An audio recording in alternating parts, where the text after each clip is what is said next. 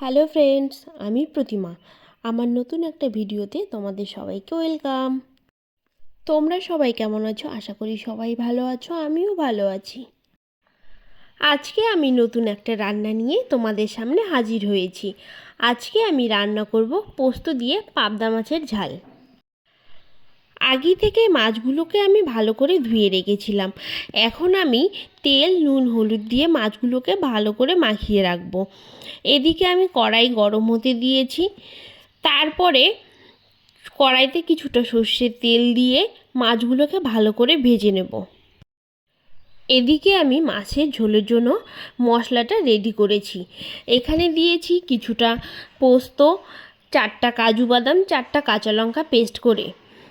আর গুঁড়ো মশলার মধ্যে দিয়ে দিব হলুদ গুঁড়ো, জিরে গুঁড়ো, ধনের গুঁড়ো। এখানে আমি লাল লঙ্কার গুঁড়ো ব্যবহার করছি না। আর ফোড়নে দেব 1 চা চামচ কালো জিরে, একটা তেজপাতা, একটা শুকনো লঙ্কা, একটা কুচনো পেঁয়াজ আর একটা টমেটো। পেঁয়াজ আর টমেটোটাকে একটু হালকা করে ভেজে নেব। তারপরে দিয়ে দিব গুঁড়ো মশলাটা, দিয়ে সামান্য জল দিয়ে কষানোর পরে মশলা থেকে তেল ছেড়ে দিলে তাতে দিয়ে দিব পোস্ত বাটা দেওয়ার পরে আরও কিছুক্ষণ কষানোর পরে দিয়ে দিব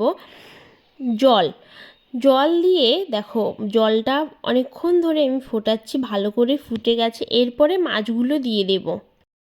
মাছগুলো দেওয়ার পর কিছুক্ষণ ফুটিয়ে নিয়ে নামানোর আগে দিয়ে দিব ধনেপাতা এবং ভাজা মশলা 1 চা চামচ। দেখো আমার মাছের ঝোল রেডি। তোমরা বলো পোস্ত দিয়ে পাবদা মাছের ঝালটা কেমন হয়েছে? তবে আজকের মতো আসি। তোমরা সবাই ভালো থেকো, সুস্থ থেকো। বাই।